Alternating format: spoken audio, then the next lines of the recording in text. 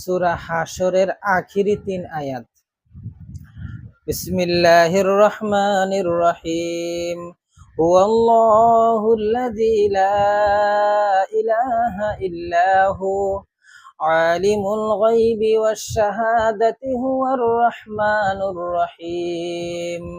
হুয়াল্লাহুল্লাযী লা ইলাহা ইল্লা হু الملك القدوس السلام المؤمن المهيمن العزيز الجبار المتكبر سبحان الله عما يشركون هو الله الخالق البارئ المصور له الأسماء الحسنى يسبح له ما في السماوات والأرض وهو العزيز الحكيم।